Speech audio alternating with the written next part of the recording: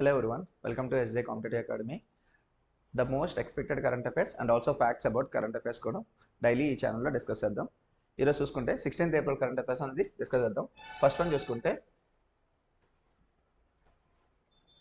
TCS appoints Aarthi Subramanian as executive director president and CO.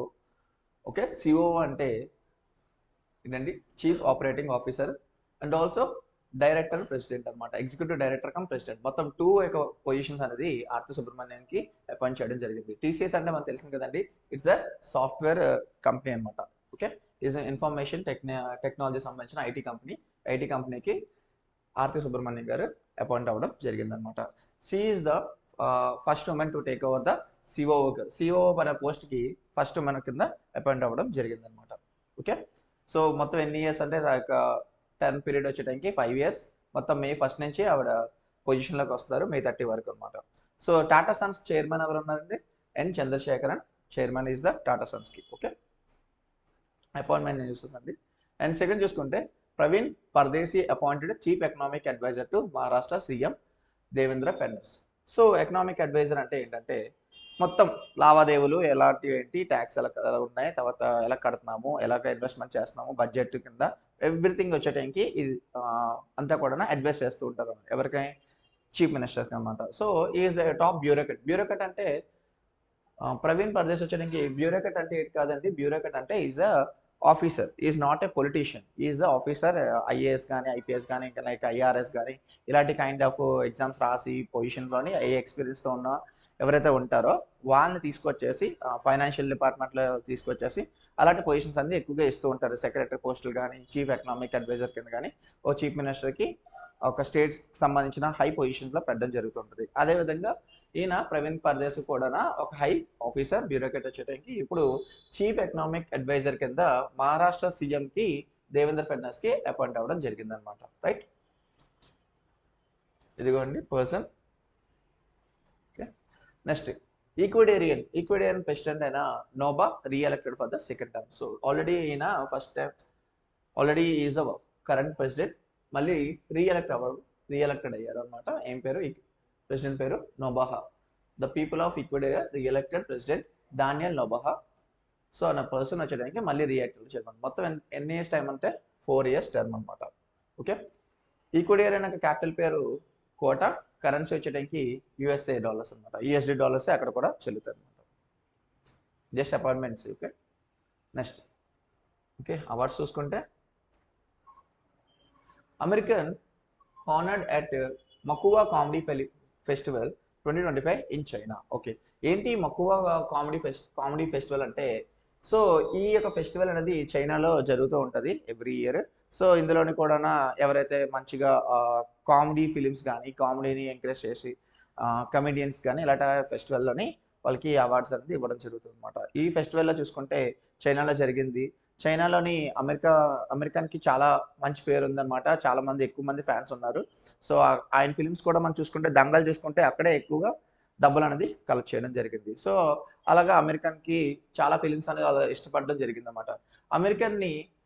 అమెరికాన్ని చైనాలోని ఏమని ముద్దుగా పిలుస్తారంట, అంకుల్ మై అని పిలుస్తారంట. అమెరికన్ని అంకుల్ మై అని అక్కడ పిలవడం జరుగుతుంది అనమాట. సో అక్కడ మంచి ఇండియన్ బాక్స్ ఆఫీస్ ఫిలిమ్స్ చైనాలో చాలా మంచి ఫిలిమ్స్ అనేది ఆడడం జరిగింది. అలాంటిది 3 Idiots ఒకటి, పీకే ఒకటి, దంగల్ ఒకటి, ఈ 3 ఫిలిమ్స్ వాళ్ళు చాలా ఆదరించి చాలా డబ్బులు అనేది ఎక్కువ కలెక్షన్స్ కూడా జరిగిందన్నమాట. సో అమెరికన్కి అక్కడ చాలా ఫేమస్ ఇన్ చైనా. సో ఆయనకి ఈ మోకా కమెడీ ఫెస్టివల్లోని అవార్డు అనేది రావడం జరిగింది. ఇవన్నీ కూడా కమెడియన్ ఫెస్టివల్స్ అండి. ఇది 3 Idiots మంచి ఫిలిం, ఇది కూడా మంచి comedy film. PK also very interesting film. So ఇందుకే ఈ అవార్డు అనేది ఇవ్వడం జరిగింది అనమాట.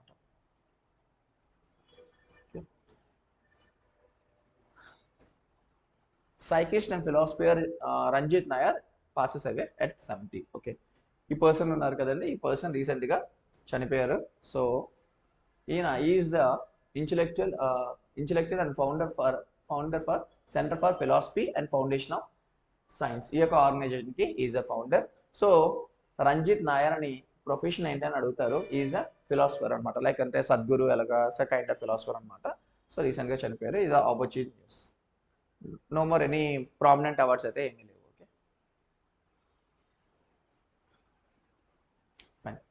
రీసెంట్గా మన ప్రైమ్ మినిస్టర్ మోడీ గారు హర్యానాకి విజిట్ చేయడం జరిగిందనమాట.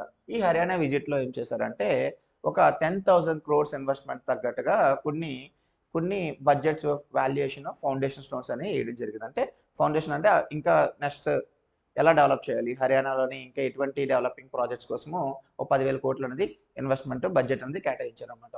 ఎంతంటే 10,000 కోట్లు అనేది హర్యానా గవర్నమెంట్కి డెవలపింగ్ ప్రాజెక్ట్ కోసము పెట్టడం జరిగిందనమాట. సో ఆ ప్రాజెక్ట్స్లోనే చూసుకుంటే ఒకదానికి ఫౌండేషన్ స్టోన్ కూడా వేయడం జరిగింది. దేనికోసం అంటే 800 మెగావాట్స్ అయిన Deenbandhu Chhotu Ram thermal power plant Yamunanagar Yamuna Nagar దగ్గర ఉన్న దేవబంధు చోటారాం థర్మల్ పవర్ ప్లాంట్కి ఆల్రెడీ 2 యూనిట్స్ ఉన్నాయి. ఇప్పుడు థర్డ్ యూనిట్ కోసము ఫౌండేషన్ చేయడం జరిగింది. దానికి 10,000 కోట్లలో 8,469 కోట్లు అనేది కేటాయించడం జరిగింది. Okay. And second foundation stone చూసుకుంటే గోబర్ధన్ ప్లాంట్ అనేది యమునా నగర్లోని ఇంకొక ఫౌండేషన్ స్టోన్ అనేది వేయడం జరిగింది. దాని వర్క్ చూసుకుంటే 90 crores. అండ్ ఇంకొక ఫౌండేషన్ స్టోన్ చూసుకుంటే రేవరీ బైపాస్ అంటే మనకు తెలిసింది కదండి, రోడ్స్ అలాంటి 4 లైన్ బైపాస్ అనేది కన్స్ట్రక్ట్ చేయడం జరిగింది అనమాట. సో ఈ 3 ప్రాజెక్ట్స్ అనేది హర్యానా విజిట్లోకి వెళ్ళి డెవలపింగ్ ప్రాజెక్ట్స్ కోసము పిఎం మోడీ గారు బడ్జెట్ అనేది కేటాయించారు అనమాట. రైట్. ఈ రేవరీ బైపాస్ వచ్చేటానికి developed under the Bharatmala scheme. So Bharatmala scheme అంటే ఏంటి అంటే బేసిక్గా భారత్మాల స్కీమ్ అనేది దేనికోసం ఉంటుందంటే ఈస్ ద కైండ్ ఆఫ్ ఇది under the minister of road transport and highways ministry అండర్లో ఉన్న భారత్మాల పరియోజన అనే స్కీమ్ అనేది ఉంది. మెయిన్ ఉద్దేశం ఏంటంటే ఈ స్కీమ్ వచ్చేటానికి ఇక రోడ్వేస్ ఇన్ఫ్రాస్ట్రక్చర్ డెవలప్మెంట్ అనేది చేయడం. రోడ్వేస్ ఇన్ఫ్రాస్ట్రక్చర్ అంటే నాట్ ఓన్లీ రోడ్సే కాదు, టోల్ గేట్స్ పెట్టడము, తర్వాత పాసింజర్స్ కానీ ఆ రోడ్ మీద వెళ్తున్నప్పుడు అక్కడక్కడ మంచి ఫెసిలిటీస్ ఎమ్యూనిటీస్ పెట్టడం, లైక్ వాష్రూమ్స్ కానీ లైక్ స్లీపింగ్ డార్మెటరీస్ పెట్టడం కానీ మంచిగా మళ్ళీ ఇబ్బంది పడేలాగా కాకుండా ఫ్యూయల్ స్టేషన్స్ కానీ లేదా పెట్రోల్ స్టేషన్స్ కానీ ఇలాంటి పెట్టేలాగా భారత్మాల ప్రాజెక్ట్ అనేది చాలా జరుగుతాయి. భారత్మాల ప్రాజెక్ట్లో వచ్చేయడానికి పక్కన ట్రీస్ కానీ ప్లాంట్స్ కానీ ఇలాంటివన్నీ కూడా డెవలపింగ్ అనేది చేస్తూ ఉంటారు అనమాట. సో ఆ భారత్మాల పరియోజన ప్రకారం బట్టి ఈ యొక్క బైపాస్ అనేది వేయడం జరిగిందనమాట. సో భారత్మాల పరియోజన కోసం ఒక డిబ్బే చూసుకుంటే ఇది ministry of road transport and highways అండర్లో ఉంది. ఇది మెయిన్ ఉద్దేశం ఏంటంటే ఇంప్రూవింగ్ హైవే ఇన్ఫ్రాస్ట్రక్చర్ అనేది డెవలప్ చేయాలని and efficiency of the freight and passenger movement అనమాట. ఫ్రైట్ అంటే మీకు ఆల్రెడీ చాలాసార్లు చెప్పాను. ఫ్రైట్ అంటే ఏంటంటే ఈ కంటైనర్స్ అనమాట. ఈ కంటైనర్స్ అనేది రోడ్ల మీద వెళ్తున్నప్పుడు పెద్ద పెద్ద లైవీ వెహికల్స్ వెళ్తున్నప్పుడు వాళ్ళకి మంచిగా ఎక్కడ డిలే అవ్వకుండా ఎటువంటి ప్రాబ్లం లేకుండా రోడ్స్ కూడా చిన్న అవ్వకుండా మంచిగా ఇన్ఫ్రాస్ట్రక్చర్ అనేది డెవలప్ చేసేలాగా ఈ భారత్మాల ప్రాజెక్ట్ అనేది లాంచ్ చేయడం జరిగింది అనమాట. It's mainly focus on the bridging critical infrastructure gaps. ఎక్కడైతే ఇన్ఫ్రాస్ట్రక్చర్ అంటే కొన్ని ప్లేసెస్ నుంచి మంచిగా అక్కడ ఇండస్ట్రీస్ ఉంటాయి కానీ అక్కడ నుంచి ఎక్స్పోర్ట్స్ కానీ ఇంపోర్ట్స్ చేసే విషయంలో కానీ ట్రావెలింగ్ చేసే విషయంలో మంచి ఇన్ఫ్రాస్ట్రక్చర్ లేకపోవడం వల్ల మార్కెటింగ్ అనేది డౌన్ అయిపోతుంది. అలా కాకుండా ఇప్పుడు ఎక్కడైతే అలాంటి ఇన్ఫ్రాస్ట్రక్చర్స్ లేకుండా అలాంటి పొజిషన్స్ దగ్గర రోడ్స్ వేయడము, మంచి infrastructure development like street lights పెట్టడము, టోల్ గేట్స్ పెట్టడము, ఇలాంటివన్నీ కూడా ఎమ్యూనిటీస్ పెట్టడం, ఇలాంటివన్నీ కూడా చేయడం జరుగుతుంది అనమాట. సో ఇది చూసుకుంటే ఎకనామిక్ కారిడార్స్ని కూడా డెవలప్ చేస్తుంది, ఇంటర్ కారిడార్స్ని డెవలప్ చేస్తుంది, feeder roads along with the national highway efficiency అనేది పెరిగేలాగా ఇది చేయడం జరుగుతుంది అనమాట. రైట్. ఇది భారత్మాల ప్రాజెక్ట్ కోసం చూసుకుంది. నెక్స్ట్ గోబర్ధన్ ప్లాంట్ కూడా వేయడం జరిగింది కదా యమునా నగర్ వచ్చేటానికి. ఈ ప్లాంట్ వచ్చేటానికి బై 2027 కల్లా రెడీ అవుతుందంట. ఓకే. ఇది మొత్తము 85,000 metric tons of solid waste and 36,000 metric tons of cattle dung అనేది తీసుకొచ్చి ప్రాసెస్ చేస్తారనమాట. ఏంటి గోబర్ధన్ అంటే మనకు తెలిసింది గోబర్ధన్ అంటే గో అంటే ఎలాగంటే ఇది క్యాటిల్ సంబంధించిన డంగ్స్ అనమాట. అదే పేడ ఇలాంటివి ఉంటాయి కదండి, అలాంటి వాటిని కేటాయించి వాటి నుంచి సిఎన్జి గ్యాస్ కింద కన్వర్ట్ చేసేదే ఇది గోబర్ధన్ స్కీమ్ అనమాట. ప్లాంట్స్ అనేది తయారు చేస్తూ ఉంటారు అనమాట. సో ఈ విధంగా చూసుకుంటే మొత్తం ఎంత 45,000 metric tons solid waste, 36 metric tons of cattle waste. ఈ సాలిడ్ వేస్ట్ అనేది హ్యూమన్ ఫెసిలిటీ కూడా ఉంటుంది అనమాట, హ్యూమన్ సంబంధించింది అది కూడా, అండ్ ఆల్సో కౌ డంగ్స్ ఇవన్నీ కూడా ఈ ప్లాంట్లోకి వెళ్ళి ఈ ప్లాంట్ నుంచి కన్వర్ట్ అవుతాయి అనమాట. ఎలా కన్వర్ట్ అవుతాయి, ఈ మొత్తం సిబిజీ నుంచి purified form of biogas and substitute the CNG కింద మారుతుంది అనమాట. సో అది ఈ గోబర్ధన్ ప్లాంట్ యొక్క మెయిన్ ఉద్దేశం. ఓకే. ఈ ప్రాజెక్ట్ వచ్చేటానికి ఈ ప్రాజెక్ట్ చేసి కంప్లీట్ అయిపోయిన తర్వాత ఎంత ఎమిషన్ తగ్గిస్తుంది, కార్బన్ డైఆక్సైడ్ వచ్చేటానికి 7,700 మెట్రిక్ టన్స్ అనేది పర్ యాన్యువల్లీకి అంటే సంవత్సరానికి 7,700 మెట్రిక్ టన్స్ అనేది తగ్గిస్తుంది ఆఫ్టర్ కంప్లీట్ దిస్ ప్రాజెక్ట్ అనమాట. రైట్.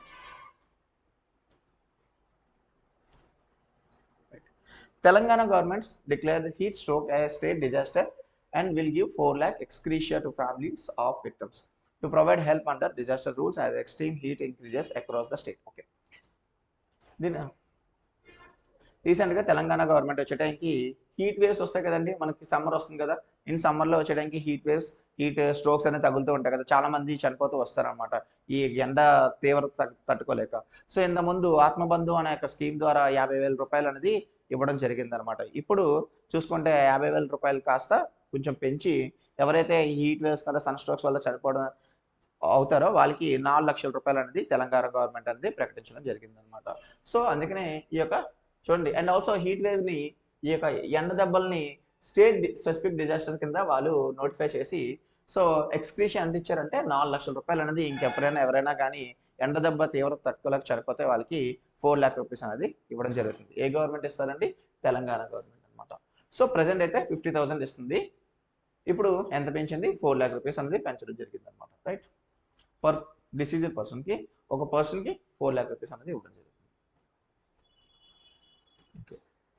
ఈ ఫండ్ కూడా ఎక్కడి నుంచి వస్తుందంటే state disaster relief response fund అనేది ఉంటుంది. అంటే ఏమైనా ప్రాబ్లం వస్తే ఆ స్టేట్ డిజాస్టర్లో ఫండ్ అనేది తీసుకొని ఆ యొక్క డిజాస్టర్స్ తగ్గట్టుగా వీళ్ళు ప్లాన్ ఆఫ్ యాక్షన్ తీసుకుంటారు. సో అందులో నుంచే ఇది కూడా ఒక డిజాస్టర్ కింద కన్సిడర్ చేశారు కాబట్టి స్టేట్ డిజాస్టర్ రెస్పాన్స్ ఫండ్ దగ్గర నుంచే ఈ ఫైనాన్షియల్ రిలీఫ్ అనేది రావడం జరుగుతుంది అనమాట. నెక్స్ట్ ఇంకో న్యూస్ చూసుకుంటే Telangana becomes first state to implement SC categorisation.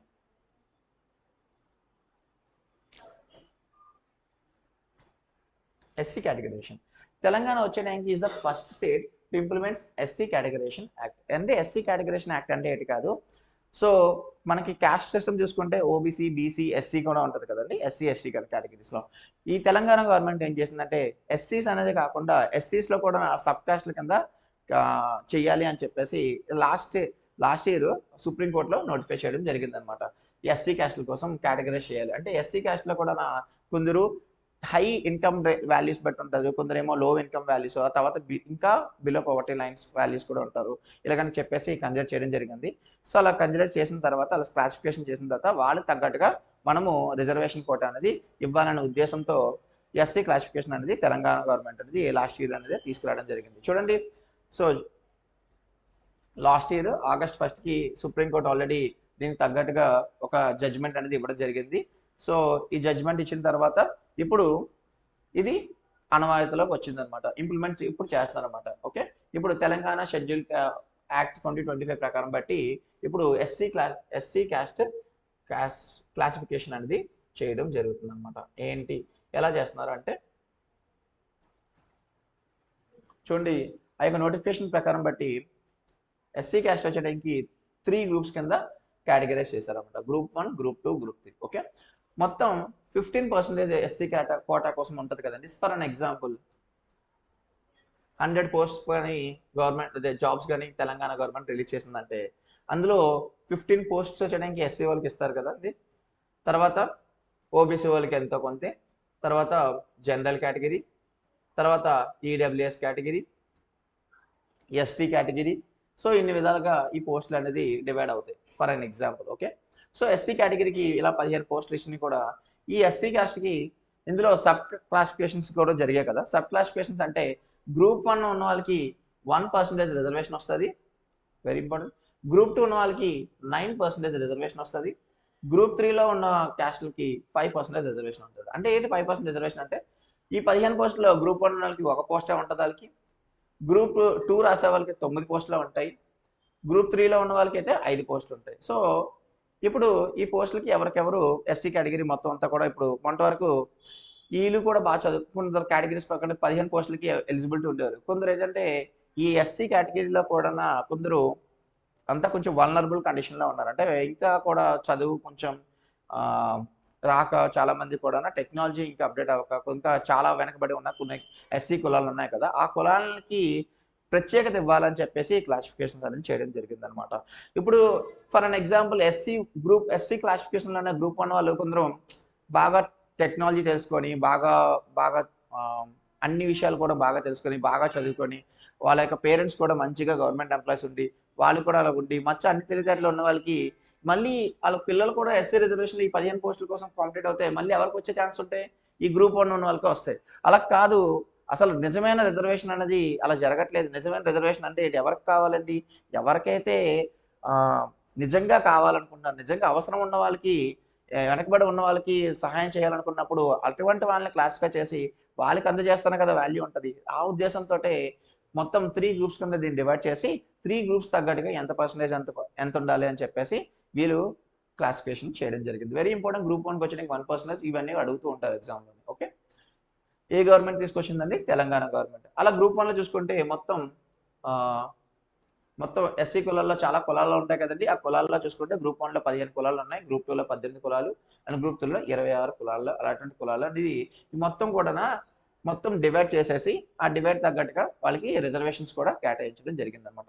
అర్థమైంది కదండీ! 100 పోస్టుల్లో 15 పోస్టులు ఉంటే ఆ 15 పోస్టులని ఒక్కొక్క గ్రూప్ కింద ఎలా డివైడ్ చేస్తారన్నది చేయడం జరిగిందనమాట. రైట్.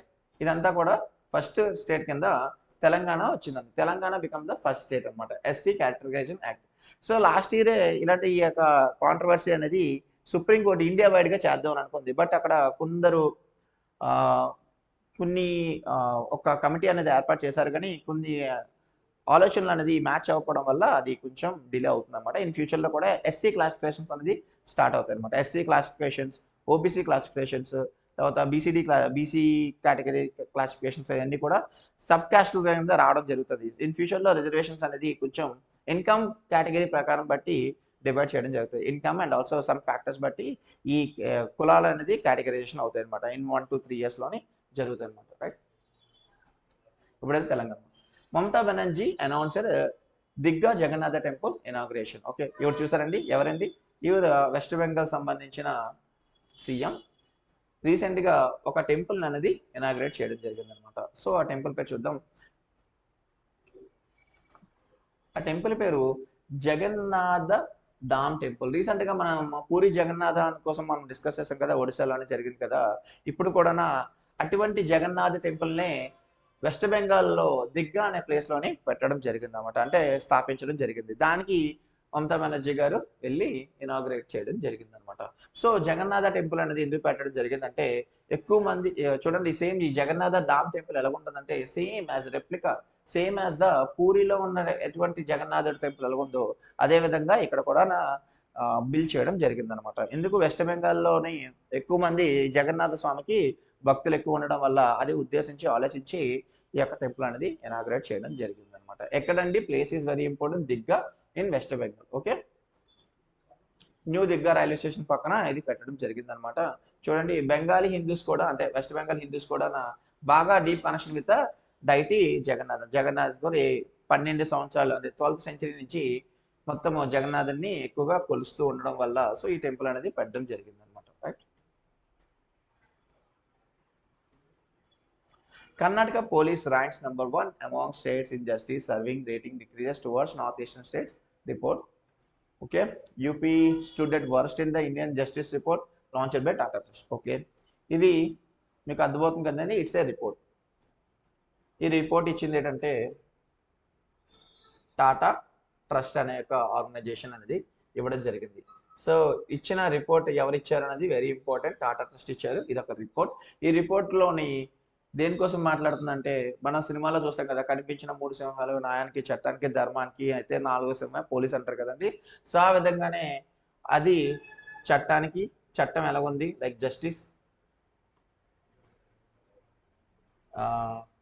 న్యాయమా తెలుగు రాదు. ఫైన్ ఒక్క నిమిషం. ఇదండి టాటా ట్రస్ట్ వాళ్ళు ఇవ్వడం జరిగింది. సో దేనికో ఎక్స్ప్లెయిన్ చేస్తాను చూడండి. పోలీస్ అండి ఇది అసలు మెయిన్ ఈ ఈ టాటా ట్రస్ట్ ఇచ్చిన రిపోర్ట్ దేనికోసం అంటే ఇక మొత్తం అంత డీటెయిల్డ్ అబౌట్ పోలీస్ రంగం ఎలా వర్క్ చేస్తుంది, ఎటువంటి పోలీసులు ఉన్నారు, ఎలాంటి పోలీస్ స్టేషన్ ఎలా వర్క్ చేస్తుంది, ఎంతమంది పోలీసులు ఉన్నారు, ఏ పోలీస్ స్టేషన్ బాగా వర్క్ చేస్తుంది, ఇలాంటివన్నీ కూడా ఈ రిపోర్ట్ అనేది ఇవ్వడం జరుగుతుంది. అండ్ జ్యుడిషియరీ అంటే న్యాయంగా అంటే కోర్ట్స్ కానీ తర్వాత చిన్న చిన్న ట్రిబ్యునల్స్ కానీ ఇలాంటివన్నీ ఎలా ఉన్నాయి, ఎలా వర్క్ చేస్తుంది, ఆ స్టేట్ గవర్నమెంట్ ఎలా చేస్తుంది వాటి కోసము.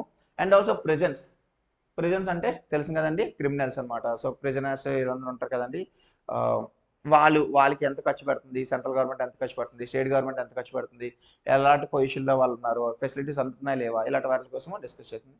లీగల్ ఎయిడ్ అంటే సహాయం అనమాట. అంటే కొందరికి డబ్బులు ఉంటే లాయర్ దగ్గరికి వెళ్ళి డబ్బులు ఇచ్చి వాళ్ళు ఏదో వాళ్ళకి సంబంధించిన ఆ సహాయం పొందుతారు.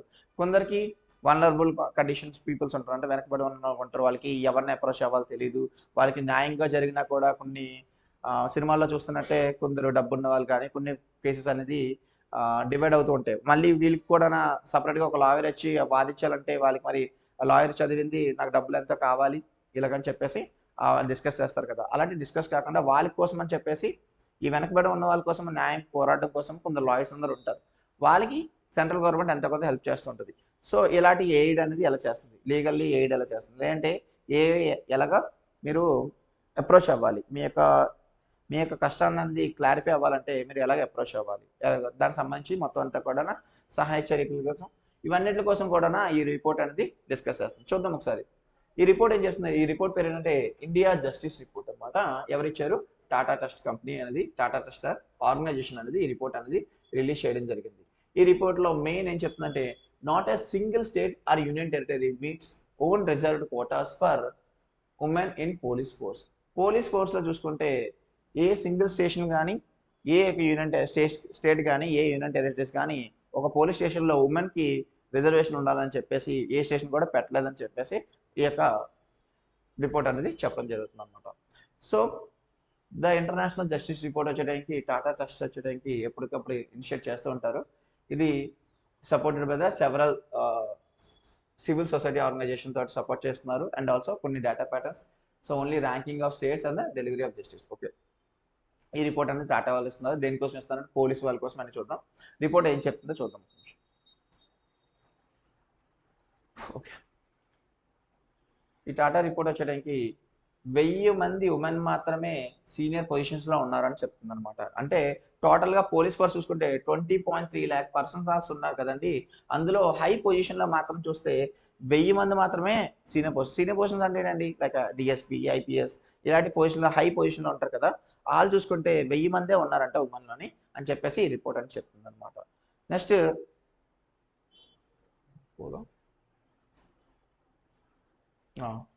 ఇంకోటి ఏంటంటే చెప్పాను కదండి, not a single state or union territory meet their own reserved quotas for women in police. A state కానీ యూనియన్ టెరిటరీ కానీ ఓన్ రిజర్వ్డ్ కోటాస్ అనేది కేటాయించాలన్నమాట ఇన్ పోలీస్ స్టేషన్లో. ఓకే, నెక్స్ట్ ఎంతమంది సీనియర్ పొజిషన్స్ ఉన్నారండి, 1000 మందే ఉన్నారు. ఓకే, ఇంకోటి ఏం చెప్తుందంటే మొత్తం 17% ఆఫ్ పోలీస్ స్టేషన్స్, ఇండియాలో ఉన్న పోలీస్ స్టేషన్కి అసలు సీసీటీవీసే లేవని చెప్పేసి చెప్పడం జరుగుతుంది అనమాట. తర్వాత 3 in 10 పోలీస్ స్టేషన్లో చూసుకుంటే ఉమెన్ హెల్ప్ డెస్క్స్ లేవంట. అంటే 10 పోలీస్ స్టేషన్లో 3 పోలీస్ స్టేషన్కి ఉమెన్కి ఎవరైనా వచ్చి చెప్పుకుందామన్నా కూడా ఉమెన్ హెల్ప్ డెస్క్స్ కూడా లేవని చెప్పి రిపోర్ట్ చెప్తుందంట. నెక్స్ట్ వచ్చేటానికి లీగల్ ఎయిడ్ కోసం చూసుకుంటే ఎంత ఖర్చు పెడుతుందంటే 6 రూపాయలు ఖర్చు పెడుతుందంట పర్ సంవత్సరానికి అనమాట. అంటే పర్ పర్సన్కి ఎంత ఖర్చు పెడుతుందంట. అంటే ఎగ్జాంపుల్ 6 రూపాయలు అంటే 6 రూపాయలు కాదండి, పర్ సంవత్సరానికి మన జనాభా వచ్చేటానికి 120 కోట్లు కదా. అంటే 6 into 120 కోట్లు ఎంత అవుతుందండి, అంతే కదా. సో 7200 కోట్లు అనేది ఖర్చు పెడుతుంది అనమాట సహాయం చేయడం కోసం. అది పర్ క్యాపిటల్ అంటే ఒక పర్సన్కి ఎంత అవుతుందని చెప్పేసి నేను డివైడ్ చేస్తాను. ఓకే, అలా చూసుకుంటే పర్ యానంకి ఎంత ఖర్చు పెడుతుందంటే 7200 కోట్లు. అందుకనే ఒక పర్సన్కి అయితే 6 రూపాయలు అవుతుంది అనమాట. సో అదేవిధంగా ప్రెజెన్స్కి మొత్తం ప్రెజెన్స్ అందరి కోసం చూసుకుంటే 57 రూపాయలు ఖర్చు పెడుతుంది. నెక్స్ట్ ఇంకోటి, ఇది ఒక ప్రెజెంట్కి ఎంత ఖర్చు అవుతుందని చెప్పేసి 57 రూపాయలు. ఒక పర్సన్కి ఒక క్రిమినల్ ఉంటారు కదండి పోలీస్ స్టేషన్లో, క్రిమినల్కి ఒక సంవత్సరానికి ఎంత ఖర్చు అవుతుందంటే 2021-22కి 38,028 రూపాయలు అవుతుందంటే ఇప్పుడు 44,110 రూపాయలు అనేది ఒక పర్సన్కి సెంట్రల్ గవర్నమెంట్ ఒక సంవత్సరాన్ని ఆ స్టేషన్లో ఉంచి అది ఫుడ్ పెట్టి షెల్టర్కి, అక్కడ ఎమ్యూనిటీస్ పెట్టడానికి, అక్కడ ఉన్న గార్డ్స్కి ఇలా చూసుకుంటే ఒక పర్సన్కి అయ్యే ఖర్చు ఇప్పుడు ఎంత అవుతుందంట 44,110 రూపాయలు అనేది ఒక పర్సన్కి పెడుతున్నారు అనమాట. ఇవన్నీ కూడా మొత్తం డేటాస్, ఎందుకంటే రిపోర్ట్ ఎప్పుడు కూడా నెంబర్స్ అనేది ఉంటుంది. ఆంధ్రప్రదేశ్లో చూసుకుంటే హైయెస్ట్ యాన్యువల్ స్పెండ్ ఎక్కువగా ప్రిజనర్స్కి అండ్ ఈ ప్రిజన్స్కి కూడా ప్రిజనర్స్కి అండ్ ప్రిజన్స్కి ఎంత ఖర్చు పెడుతుంది అంటే 2,67,673 రూపాయలు అనేది ఖర్చు పెడుతుంది అనమాట ఒక ప్రిజనర్కి. Okay, Andhra Pradesh is the highest అనేది అడుగుతారు క్వశ్చన్, వెరీ ఇంపార్టెంట్. ఏ స్టేట్ అనేది ఎక్కువగా ఖర్చు పెడుతుందని అడుగుతారు అనమాట. నెక్స్ట్ జ్యుడిషియరీకి, ఇప్పుడు ఇందాకంతా ఏం మాట్లాడుకున్నాం, ప్రిజన్ వీటి కోసం, లీగల్ ఎయిడ్ కోసం మాట్లాడుకున్నాం. ఇప్పుడు న్యాయం కోసం ఎంత ఖర్చు పెడుతున్నారంటే 182 రూపీస్ అనేది ఖర్చు పెట్టడం జరుగుతుంది. ఏంటి జ్యుడిషియరీ అంటే, మరి హైకోర్ట్స్, సుప్రీం కోర్ట్స్, ట్రిబ్యునల్స్ ఇవన్నీ పెడుతున్నారు కదండి, మరి వాటికి మెయింటైన్ చేయాలంటే మనం కానీ డబ్బులు ఇస్తున్నామా? సెంట్రల్ గవర్నమెంట్ కదా ఎంతో కొంత డబ్బులు ఇవ్వాలి. సో సెంట్రల్ గవర్నమెంట్ ఇలాంటి హైకోర్ట్స్ని, సుప్రీం కోర్ట్స్ని, అందులో జడ్జెస్కి, అందులో ఉన్న లాయర్స్కి, అక్కడ ఉన్న క్లర్క్కి, తర్వాత అక్కడ ఉన్న ఎమ్యూనిటీస్కి, ఇలాంటి అన్నింటికి ఖర్చు పెట్టేది ఎంత అవుతుందంటే, పర్ సంవత్సరానికి ఒక క్యాపిటల్ చూసుకుంటే 182, అంటే 182 ఇంటూ 140 క్రోర్స్ పెట్టుకుంటే నీకు ఎంత ఖర్చు పడుతుందో ఒక సంవత్సరానికి, అది ఇది ఉద్దేశం అన్నమాట. Next, no state in the India spent more than 1% of its total expenditure and judiciary కంటే 1% కంటే ఎక్కువగా ఖర్చు పెట్టట్లేదు అంట. నెక్స్ట్, పోలీస్కి ఎంత ఖర్చు పెడుతుందంట, 1275 రూపీస్ అనేది ఖర్చు పెడుతుందంటే ఒక పోలీస్కి ఉన్న ఖర్చుల్లో 1275 అనమాట. సో పోలీస్ అనేది మొత్తం మనకు తెలిసింది కదా, 4 పిల్లర్స్ చెప్పాను కదండి, మొత్తం న్యాయము, చట్టము, ధర్మంకి ఫోర్త్ వచ్చేటానికి పోలీస్. ఈ పోలీస్కి వచ్చేటానికి 1275 రూపీస్ అనేది ఎక్కువగా ఖర్చు పెట్టడం జరుగుతుంది. ఇచ్ ఈస్ ద హైయెస్ట్ అనమాట. ఎక్కువగా పోలీస్కే మన సెంట్రల్ గవర్నమెంట్ బడ్జెట్ అనేది ఎక్కువగా పెడుతుందని చెప్పేసి ఈ రిపోర్ట్ చెప్తుంది అనమాట. తర్వాత ఒక్క సివిల్ పోలీస్ పర్సన్ వచ్చేటానికి ఎంతమందికి అవైలబుల్గా ఉన్నారంటే 831 పీపుల్ ఉన్నారంట. ఏంటి సివిల్ పోలీస్ పర్సన్ అంటే, ఒక పోలీస్ వచ్చే టైంకి మొత్తం 831 పర్సన్స్కి ఉండేలా ఉన్నారు. అంటే చూడండి, ఇప్పుడు సపోజ్ 20.3 lakh పోలీసులు ఉన్నారు కదండి, ఈ పోలీసులు వచ్చే టైంకి మొత్తం జనాభాకి 1 crore మెంబర్స్కి అవుతున్నారంట. అంటే 140 crores మెంబర్స్కి ఇంతమందే ఉన్నారు. అంటే ఒక పోలీస్ ఎంతమంది సర్వ్ చేస్తున్నారు అవైలబుల్గా ఉన్నట్టు, 831 పీపుల్కి ఉన్నట్టు. అంటే మంచిదా కాదా అంటే చాలా బ్యాడ్ అనమాట. ఎందుకంటే ఇంత అవైలబుల్గా ఉంటే అందరికీ న్యాయం ఫాస్ట్గా జరుగుతుందా? జరగదు. అందుకనే మన దగ్గర న్యాయం అనేది ఫాస్ట్గా జరగదు, ఫాస్ట్గా కేసులు కూడా నడవు అనమాట. సో ఇదంతా ఈ రిపోర్ట్ అనేది చెప్పడం జరుగుతుంది. రిపోర్ట్ ఎంతమందికి అనేది ఇంపార్టెంట్. ఓకే, డేటా అనేది ఒక్కొక్క దగ్గర నెమ్మదిగా రాసుకుంటూ ఉంటే మీకు చూస్తున్నప్పుడు, ఎగ్జామ్ చూస్తున్నప్పుడు మీకు అలవాటు అవుతుంది. సరే, యూపీ కోసం చూసుకుంటే స్టేట్స్ వైజ్ చూస్తుంది. మోస్ట్ ఓవర్ క్రైడెడ్ ప్లేసెస్, ఎక్కువ మంది క్రిమినల్స్ అనేది ఉత్తరప్రదేశ్లో చూస్తాం. మనం రోజుకి ఒక న్యూస్ చూస్తూ ఉంటాం అన్నమాట. యూపీలోని మర్డర్స్ కానీ, రేప్స్ కానీ, లేదంటే దొంగతనాలు కానీ, చాలా వింత క్రైమ్స్ అనేది అక్కడ జరుగుతూ ఉంటాయి. సో అలా చూసుకుంటే ఉత్తరప్రదేశ్లో వచ్చేటప్పటికి మోస్ట్ ఓవర్ క్రౌడెడ్ ప్రెసెన్స్ ఉన్నారు. అందులో 50% ఆఫ్ ద హైకోర్ట్ జడ్జెస్ పొజిషన్కి వచ్చేటప్పటికి అసలు వేకెంట్గానే ఉన్నాయి. అంటే అక్కడ బేసిక్గా అక్కడ న్యాయం జరగకపోవడానికి రీజన్ కూడా ఇది వన్ ఆఫ్ ద రీజన్. ఎందుకంటే హైకోర్టులోని మంచిగా న్యాయం చెప్పేవాళ్ళు లేకపోతే క్రిమినల్స్ ఏం చేస్తారు, విచ్చలవిడిగా వాళ్ళు తప్పులు చేసుకుంటారు. సో ఆ విధంగా కూడా ఉందని చెప్పేసి రిపోర్ట్ అనేది చేయడం జరుగుతుంది. ఢిల్లీలో చూసుకుంటే 91% the presence population under trials. So అక్కడ చాలా మంది అండర్ ట్రయల్స్లోనే ఉన్నాయన్నమాట. అంటే అటు వెళ్ళట్లేదు, కేసెస్ అయితే ఉన్నాయన్నమాట. 91% కేసెస్ అనేది ట్రయల్లోనే ఉన్నాయంట. అంటే న్యాయం కూడా జరగట్లేదు అని చెప్పేసి ఢిల్లీ కోసం చెప్పడం జరుగుతుంది. And also best of the to inmate ratio కూడా ఉందని చెప్తున్నారు. ఏంటి ఇనిమేట్ రేషియో అంటే, అక్కడ అంటే ఈ ట్రయల్స్లో ఉన్న వాటిని క్లారిఫై చేసేలాగా అక్కడ పోలీస్ వర్గాలు, జడ్జెస్ కూడా ఉన్నాయని చెప్పేసి ఈ యొక్క రిపోర్ట్ అని చెప్తుంది అనమాట. ఎందుకంటే ఢిల్లీ అని తెలిసింది కదా, అక్కడ సుప్రీంకోర్టు ఉంటుందని. సో అక్కడ ఎక్కువ జడ్జెస్, కోర్ట్స్ అన్నీ ఉంటాయి. అండ్ రాష్ట్రం ఈజ్ అ నేషనల్ క్యాపిటల్ అనమాట. సో అందుకని ఎక్కువ మంది అఫీషియల్స్ ఉంటారు. అందుకనే ఇలాంటి న్యాయం చేయడం కోసం కూడా ఎక్కువ మంది ఉంటారని చెప్పేసి బెస్ట్ ఆఫ్ ఇనిమేట్ రేషియో కూడా ఉందని చెప్పేసి చెప్తున్నారు అనమాట. ఓకే, మెయిన్ ఇది వెరీ ఇంపార్టెంట్. అసలు ఈ రిపోర్ట్ మొత్తానికి కారణం ఏంటంటే, Karnataka is the only state that met a quotas in both police and judiciary. మొత్తం పోలీస్ వర్గంలోని అండ్ న్యాయపరంగా అంటే హైకోర్ట్స్ విధంగా కూడా కర్ణాటక అనేది టాప్ ప్లేస్లో ఉంది. అంటే మంచిగా చేస్తుంది అనమాట.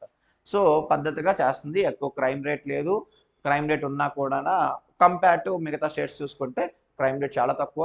వాళ్ళు పోలీస్ రంగం కూడా అవైలబుల్గా ఉండడం జరుగుతుంది. అండ్ ఆల్సో జ్యూడికల్గా కూడా, న్యాయపరంగా కూడా బాగానే సేవ చేస్తుందని చెప్పేసి కర్ణాటక కోసం చేస్తుంది.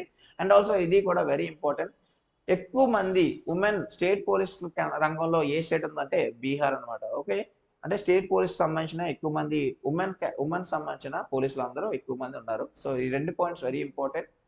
ఏ ఓవర్ క్రౌడ్ ప్రెసెన్స్ వచ్చేయడానికి ఉత్తరప్రదేశ్. సో ఒకసారి స్మాల్ డివిజన్ చేసేద్దాం, ఎందుకంటే రిపోర్ట్ అనేది చాలా కొంచెం కాంప్లికేటెడ్గా ఉంది. సో స్మాల్ డివిజన్ అనేది చేస్తాం. Fine. So international justice report 2025 ఎవరు ఇచ్చారండి? టాటా ట్రస్ట్ వాళ్ళు ఇవ్వడం జరిగింది. సో ఈ టాటా ట్రస్ట్ దేనికోసం మాట్లాడుకుంటుంటే మొత్తం 4 పిల్లర్స్ కోసం చెప్పడం జరిగింది. ఆ 4 ఏరియాస్ ఏంటంటే police, judiciary, presence and legal aid. ఈ 4 పాయింట్లు వెరీ ఇంపార్టెంట్, గుర్తుపెట్టుకోండి. ఇందులో చూసుకుంటే 1000 మంది ఉమెన్ కూడా నా సీనియర్ పొజిషన్స్లో లేరని చెప్పేసి రిపోర్ట్ చెప్తుంది. ఎంతమంది సీనియర్ పొజిషన్లో 1000 మంది లేరని చెప్తుంది. ఏ సింగిల్ టెరిటరీ కానీ స్టేట్ కానీ కూడా ఉమెన్కి రిజర్వేషన్ లేదని చెప్పేసి ఈ రిపోర్ట్ చెప్పింది. Second point. And third point వచ్చేటానికి ఇవన్నీ కూడా అంత ఇన్ఫర్మేషన్ కాదండి, ఎందుకంటే ఈ సీసీటీవీస్ కోసం అంత అడగరు. బట్ 3-in-1 అంటే 10 పోలీస్ స్టేషన్స్ కూడా నా ఉమెన్కి హెల్ప్ చేసేలాగా లేవని చెప్తున్నారు. సో ఇవన్నీ రిపోర్ట్స్ చూస్తుంటే మనకు అర్థమవుతుంది అందుకనే ఆడవాళ్ళకి న్యాయం అనేది అంటే ఏమైనా న్యాయం కూడా మన ఇండియాలో చూస్తే తక్కువగా జరగడం కారణం ఏంటంటే ఈ రిపోర్ట్ చెప్తుంది. ఓకే, లీగల్ ఎయిడ్కి అయితే ₹6 per annum, అదే ప్రిజనర్స్కి అయితే ₹57 per annum. ఒక పర్సన్కి ఒక యావరేజ్గా ఎంత ఖర్చు అవుతుందంటే ₹44,110 ఖర్చు అవుతుంది ఒక 1 yearకి. ఇది ఫిఫ్త్ పాయింట్. ఆంధ్రప్రదేశ్ వచ్చేటానికి ఎక్కువగా ప్రెజెన్స్ కోసం కష్టపడుతుంది. ఈ value is not important, but state is important. ఎక్కువ ప్రిజనర్కి ఎక్కువ ఖర్చు పెట్టే స్టేట్ ఏంటంటే ఆంధ్రప్రదేశ్. తర్వాత జ్యుడిషియర్కి అయితే ₹182 ఖర్చు పెడుతుంది. ఇది 1% కూడా దాటలేదు అనమాట. సో అసలైన వాటి కోసం అంటే 1% కూడా దాటట్లేదు. సో పోలీస్కి అయితే ఎంత ఖర్చు పెడుతుందంటే ₹1,275 అనేది పర్ ఒక పోలీస్కి మొత్తం చూసుకుంటే అంత ఖర్చు పెడుతుంది అనమాట. పర్ పోలీస్ అంటే పోలీస్ డిపార్ట్మెంట్ అంత ఖర్చు పెడుతుంది.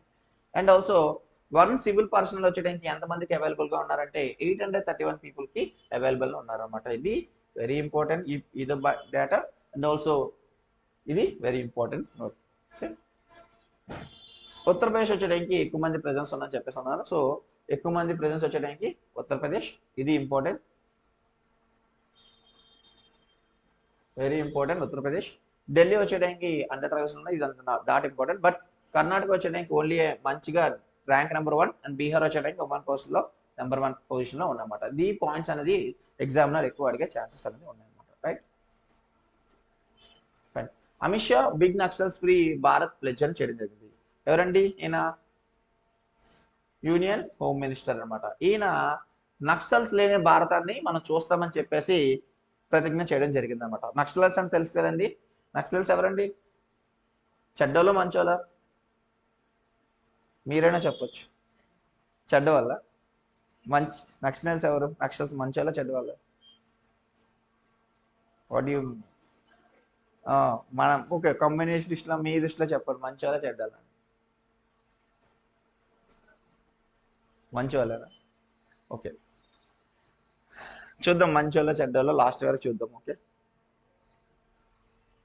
Left wing extremism in India. Okay, union minister వచ్చేయడానికి రీసెంట్గా the most affected left wing extremism as reduced. అంటే లెఫ్ట్ వింగ్ అంటే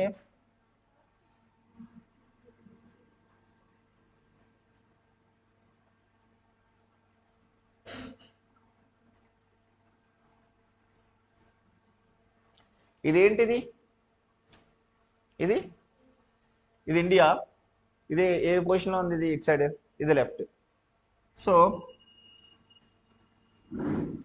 ఇలా మనకు కనిపిస్తే దీన్ని లెఫ్ట్ అని అనుకుంటున్నాము, ఇది రైట్ వింగ్ అని అనుకుంటున్నాం. ఓకేనా, ఇది రైట్ వింగ్, ఇది లెఫ్ట్ వింగ్.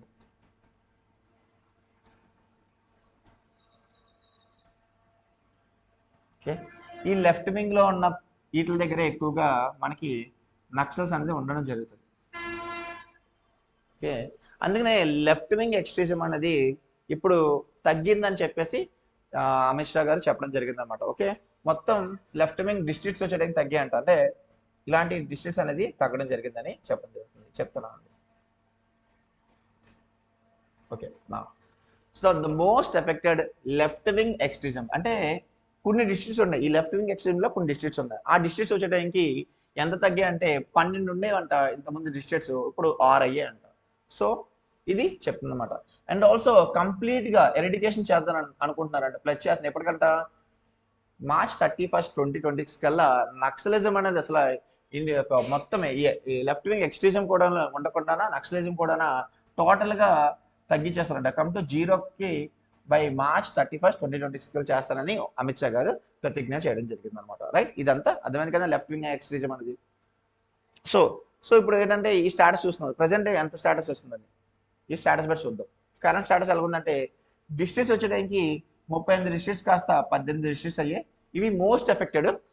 మామూలుగా ఎఫెక్టెడ్ అవుతుంది అంటే నక్సల్ వల్ల బాధపడుతున్న సివిలియన్స్ ఉంటారు కదండి, వాళ్ళకైతే 38 నుంచి 18 తగ్గారు. మోస్ట్ ఎఫెక్టెడ్ డిస్ట్రిక్ట్ చూసుకుంటే 12 డిస్ట్రిక్ట్ నుంచి 6 స్టేట్లకు రావడం జరిగింది. ఎస్పెషల్లీ ఇన్ ఛత్తీస్గఢ్లో ఎక్కువ జరుగుతూ ఉంటాయి. అందుకనే మనకి సిఆర్పిఎఫ్ గ్రూప్ డీలో వచ్చినకి మహారాష్ట్ర, జార్ఖండ్ ఈ ప్రాంతాల్లో ఎక్కువగా ఆ, దాడులు చేస్తూ ఉంటారు ఈ నక్సల్స్. సో అలాగా ఎఫెక్టెడ్ కూడా తగ్గాయి అంట ఈ ఎస్పెషల్లీ ఛత్తీస్గఢ్, మహారాష్ట్ర, జార్ఖండ్లోని.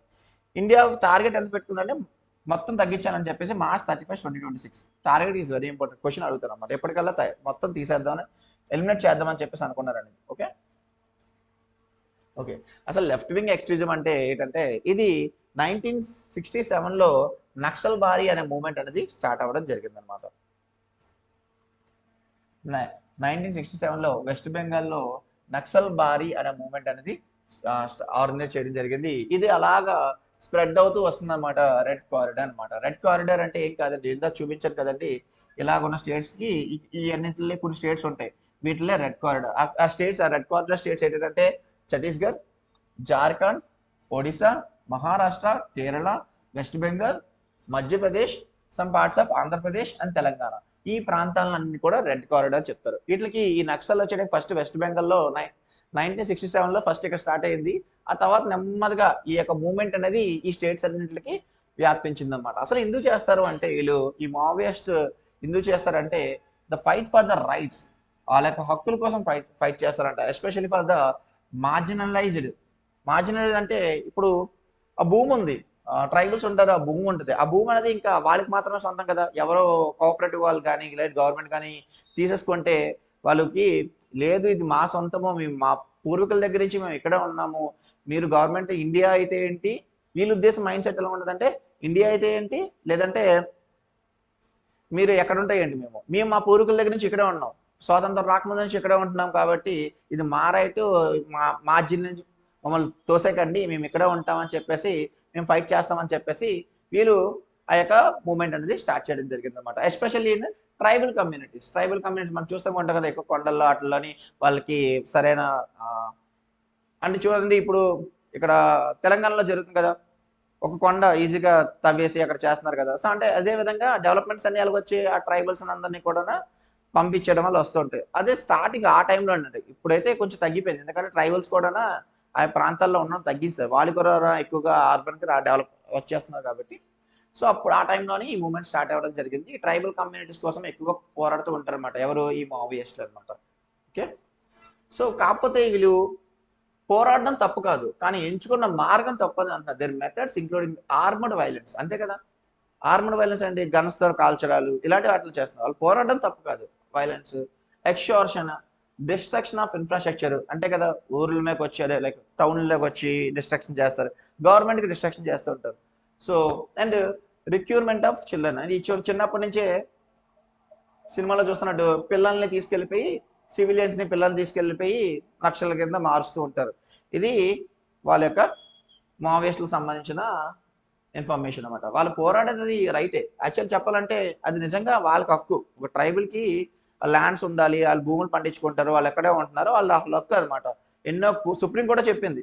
కానీ ఇక్కడ ఉన్న కొన్ని సంథింగ్ పొలిటీషియన్స్ వల్ల కానీ కోఆపరేటివ్స్ వల్ల కానీ తప్పు జరుగుతూ ఉంటుంది. వీళ్ళు పోరాడలేరు, ఎవరికి వెళ్ళి సుప్రీంకోర్టు దగ్గరికి వెళ్ళి పోరాడలేరు, ఎందుకంటే అణగదొక్కేస్తూ ఉంటారు కోఆపరేటివ్ వాళ్ళు వచ్చేటానికి. సో కోఆపరేటివ్ తగ్గించుకోండి, వీళ్ళు ఏం చేస్తారంటే ఇంకా వాళ్ళు ఎగ్నెస్ట్గా ఉన్నాం కాబట్టి వీళ్ళు కూడా ఇంకా చెదిరిపోతారు అనమాట. శాంతంగా వెళ్తే ఎవరు పట్టించుకోరు కదా అని చెప్పేసి వీళ్ళ ఉద్దేశంతో ఇలాంటి వైలెన్స్ చేస్తే మనకి ప్రపంచం మొత్తం కూడా గుర్తిస్తుంది, తగ్గుతారు, ఎంత కొంత తగ్గుతుంది, డిలే చేస్తారని చెప్పి ఉద్దేశంతో వీళ్ళు అలా చేస్తూ ఉంటారు. ఒకరి వైపు అయితే రైట్, ఒకరి వైపు అయితే రాంగ్ అనమాట. సో ఇది తగ్గాలి అంటే ఫస్ట్ ఆఫ్ ఆల్ మనకి ఏం చేయాలి అంటే వీళ్ళని అరకట్టడం కాదు, న్యాయంగా చేయాలి, అంతే కదండి. న్యాయంగా చేయడం కోసం చేస్తారనమాట. ఓకే సో అసలు మావోయిజం దానికోసం ఇన్ఫర్మేషన్ అనమాట. ఈ మావోయిజం అనేది ఒక ఐడియాలజీ, ఒక మెథడాలజీ అనమాట. ఇది మావో జెడాంగ్ అనే ఒక పర్సన్ నుంచి వచ్చిందన్నమాట, చైనీస్ కమ్యూనిస్ట్ పార్టీ ఆయన. సో ఆ చైనాలోని ఇలాగే పోరాటం జరిగింది. ఆ యొక్క ఐడియా అనేది ఇండియాలో కూడా తీసుకొని, ఇండియానే కాదు చాలా కంట్రీస్లో కూడా అటువంటి చైనా ఈ మావి డాంగ్ అనే ఒక ఐడియాని తీసుకొని మొత్తం అంతా ప్రపంచం మొత్తానికి స్ప్రెడ్ అయింది. ఇండియాలో కూడా ఇప్పుడు లెఫ్ట్ వింగ్ ఎక్స్ట్రీజం అని పిలవడం జరుగుతుంది అనమాట. ఓకే, వాళ్ళ ఐడియా ఈజ్ రైట్, బట్ వాళ్ళు తీసుకున్న మార్గం అనేది తప్పు. కానీ వాళ్ళ ఉద్దేశంలో చూసుకుంటే మనం చూడాలి. అదే వాళ్ళు చేసే పద్ధతులను తగ్గించాలంటే మన ఇండియా ఏం చేయాలి? ఫస్ట్ ఆఫ్ ఆల్ చూడండి, ఇండియా అలాంటి వాటిని కౌంటర్ అటాక్ చేయడం జరిగిందంట. ఎలాగంటే ఒకటి సెక్యూరిటీ ఎన్ఫోర్స్మెంట్, అంటే సెక్యూరిటీని పెంచి అలాంటి వాళ్ళు అటాక్ చేయకుండా సిఆర్పిఎఫ్ వీళ్ళందరినీ కూడా పెట్టి, లేదంటే పోలీస్ అకాడమీ పెట్టి, ఆర్మీ పోలీస్ పెట్టి సెక్యూరిటీ ఎన్ఫోర్స్మెంట్ పెట్టి ఆపేందంట. తర్వాత మన డెవలప్మెంట్ కూడా చేసిందంట. అంతే కదండి, డెవలప్మెంట్ చేస్తేనే కదా వాళ్ళ ఉద్దేశం, వాళ్ళ రైట్, వాళ్ళకి డబ్బు సంపాదించాలి, వైలెన్స్ చేయాలనే ఉద్దేశం కాదు. అక్కడ ఉన్న ప్రజలకి న్యాయం జరగాలి, డెవలప్మెంట్ జరగాలి, చదువును అప్పించాలి, అంటే హెల్త్ అక్కడ హాస్పిటల్ పెట్టాలి, లేదంటే స్కూల్స్ పెట్టాలి, తర్వాత కరెంట్ పెట్టాలి, ఇలాంటివి పెట్టాలి. సో ఇలాంటి డెవలప్మెంట్ పెట్టడం వల్ల కూడా మల్టీ డైమెన్షనల్గా చాలా విధాలుగా ఆ స్ట్రాటజీగా వర్కౌట్ అయ్యింది. వర్కౌట్ అవ్వడం వల్ల సక్సెస్ కూడా డెవలప్మెంట్ చేశారు. అండ్ ఆల్సో కమ్యూనిటీ ఎంగేజ్మెంట్, అంటే వాళ్ళతో వెళ్ళి మాట్లాడాలి, అంతే కదా, వాళ్ళకి వాళ్ళ కష్టాలు ఏంటో తెలుసుకునేలాగా ఎంగేజ్మెంట్ ప్లానింగ్స్ అన్ని చేయడం వల్ల ఒకటే సెక్యూరిటీ పెట్టారు వస్తే దాడి చేయడానికి, రెండోది డెవలప్మెంట్ చేశారు వాళ్ళ ఐడియాలు తగ్గట్టుగా, తర్వాత వాళ్ళకి ఏ కష్టమైనా కూడా వినేలాగా కొన్ని కమ్యూనిటీ ఎంగేజ్మెంట్ కూడా పెట్టడం జరిగింది అనమాట. ఆ విధంగా చూసుకుంటే ఈ యొక్క సక్సెస్కి కారణం అని జరిగింది. ఈ రిపోర్ట్ అంతా ఏం చెప్తుందండి, ఒకప్పుడు ఇన్ని స్టేట్స్ ఉండేవి ఇప్పుడు తగ్గాయి అని చెప్తుంది. అంటే ఏంటి? సక్సెస్ అయినట్టు. ఆ సక్సెస్ ఎలాగైంది? ఈ విధంగా అయ్యిందని చెప్పేసి చెప్తున్నాను అనమాట. సో ఇన్సిడెంట్స్ ఆఫ్ వైలెన్స్ అనేది లెఫ్ట్ హ్యాండ్ వచ్చేయడానికి ఇప్పుడు ఎంత తగ్గిందంట?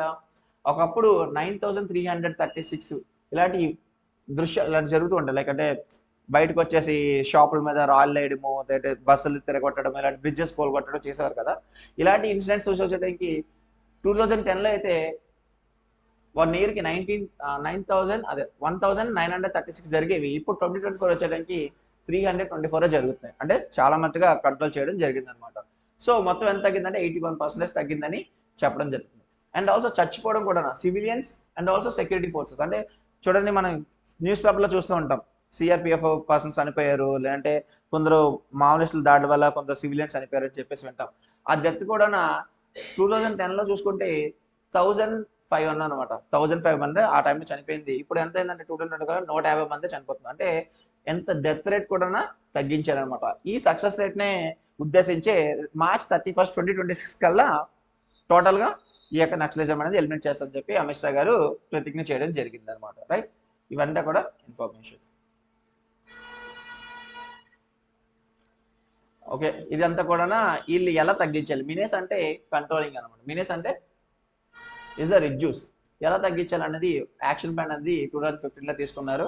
సో దాని తగ్గట్టుగా సెక్యూరిటీ సంబంధించిన మెజర్స్, డెవలప్మెంట్, ఇన్ఫర్మేషన్ ఇవన్నీ కూడా తీసుకొని ఇవన్నీ తగ్గించడం జరిగింది. అండ్ ఆల్సో అక్టోబర్ 2024 కల్లా, October 2024 prime minister Narendra Modi గారు రీసెంట్గా ధర్తీ అబా జనజాతీయ గ్రామోత్కర్ష్ అభియాన్ అనేది జార్ఖండ్ నుంచి ఒక స్కీమ్ లాంచ్ చేయడం జరిగింది.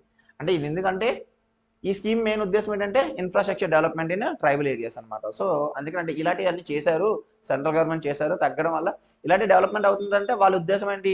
వాళ్ళకి కావాల్సింది మంచి జరగడం. సో వాళ్ళు తగ్గుతారు కదండి. సో అందుకని తగ్గిందని చెప్పేసి ఈ రిపోర్ట్ అంతా కూడా చెప్పడం జరుగుతుంది అనమాట. ఇంపార్టెంట్ పాయింట్స్ అనేది ఎప్పటికల్లా తగ్గించాలి, ఇదంతా information.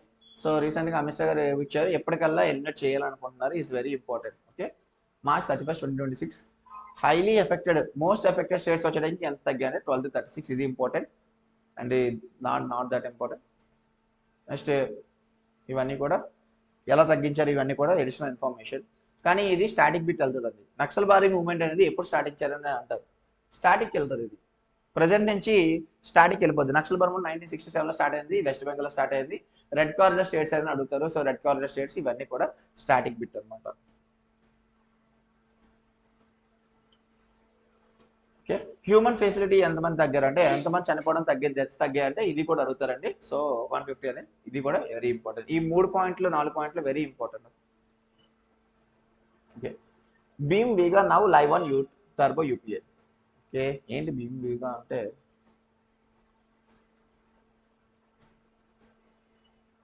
Roger pay launches turbo UPI plug. UPI అంటే తెలిసింది కదా, మన ఫోన్ పే ఆటల్లో యూస్ చేస్తుంటే యూపీఐ లైక్ 984@ybl.com అలా ఉంటూ ఉంటుంది కదండి.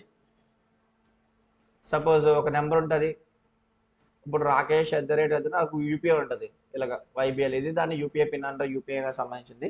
అది ఇప్పుడు ఏం చేస్తానంటే టర్బో యూపీఐకి తేడా ఏంటంటే సమ్ టైమ్స్ మనం పేమెంట్ చేస్తున్నప్పుడు స్లోగా వెళ్తూ ఉంటుంది. పేమెంట్ చేస్తున్నప్పుడు స్లోగా ఉండడం వల్ల ఈ టర్బో యూపీ వల్ల కొంచెం ఫాస్ట్గా చేసేలాగా రాజర్ పే వాళ్ళు కొత్త ఇనిషియేటివ్ తీసుకున్నారు అనమాట. ఏ ఫిర్మ్ లాంచ్ చేసింది ఫిన్టెక్ అయినా రాజర్ పే రీసెంట్గా NPCA BM, so Bharat heavy service సంబంధించింది ఎన్పిసిఏ బిఎం తోటి అండ్ ఆల్సో యాక్సిస్ బ్యాంక్ తోటి కూడా టైప్ అయ్యి రాజర్ పే టర్బో యూపీ అనేది లాంచ్ చేయడం జరిగింది. సో క్వశ్చన్ టర్బో యూపీ ఎవరు లాంచ్ చేశారంటే రాజర్ పే అనమాట. సో అడుగుతారు రాజర్ పే లేదంటే ఫోన్ పే, గూగుల్ పే అని అడుగుతుంటారు అనమాట. సో ఇది ఈ సొల్యూషన్ దేనికోసం లాంచ్ చేశారంటే బిజినెస్ పరంగా offer seamless in app payment experience అనమాట. అండ్ సీమ్లెస్ అంటే ఎటువంటి అడ్డంకులు రాకుండా ఫాస్ట్గా జరిగేలాగా ఈ సొల్యూషన్తో ఈ యొక్క ఇన్వెన్షన్తో తీసుకురావడం జరిగింది. థర్డ్ పార్టీ యాప్స్ కూడా స్విచ్ అవ్వకుండా చేయడం జరిగింది అనమాట. Okay, centre launches global tariff help desk అనమాట. టారిఫ్ అంటే ఏంటండి, రీసెంట్గా మనం వింటూ ఉంటున్నాం ట్రంప్ టారిఫ్ రేట్స్ పెంచారు అని. అంటే ఏంటి? సో టారిఫ్ రేట్స్ అంటే ఏం కాదండి, ఇది మన కంట్రీలోంచి ఇది ఇండియా.